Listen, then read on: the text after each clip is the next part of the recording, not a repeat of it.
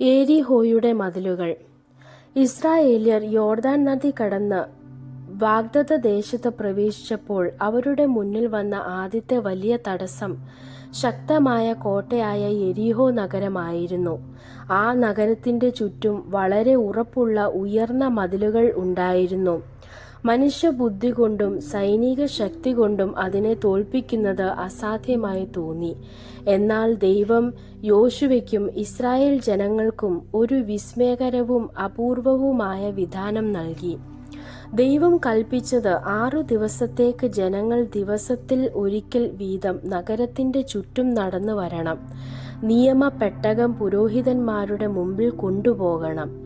7 പുരോഹിതന്മാർ ആട്ടിൻ കൊമ്പിൽ ഉണ്ടാക്കിയ കാഹളം മുഴക്കുകയും വേണം. 7-ാം ദിവസം അവർ നഗരത്തിൽ ചുറ്റും 7 പ്രാവശ്യം നടന്നു. ശേഷം പുരോഹിതന്മാർ കാഹളം മുഴക്കി. ജനങ്ങൾ മുഴുവൻ ഒന്നിച്ചു ഉയർന്ന ശബ്ദത്തിൽ വിളിച്ചപ്പോൾ അത്ഭുതകരമായി യെരിഹോയുടെ ശക്തമായ മതിലുകൾ നിലം പൊത്തി വീണു. ഇങ്ങനെ ദൈവത്തിന്റെ വചനത്തോടുള്ള അനുസരണവും വിശ്വാസവും കൊണ്ടാണ് ഇസ്രായേൽ ജനങ്ങൾ യെരിഹോയെ ജയിച്ചത്. അവരുടെ സ്വന്തം ബലം കൊണ്ടല്ല, ദൈവത്തിന്റെ ശക്തിയാലാണ് വിജയം ലഭിച്ചത്.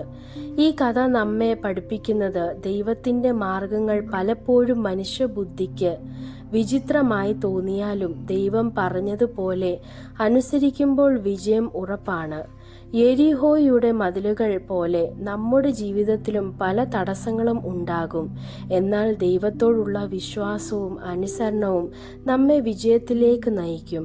ദൈവം നിങ്ങളെ അനുഗ്രഹിക്കട്ടെ.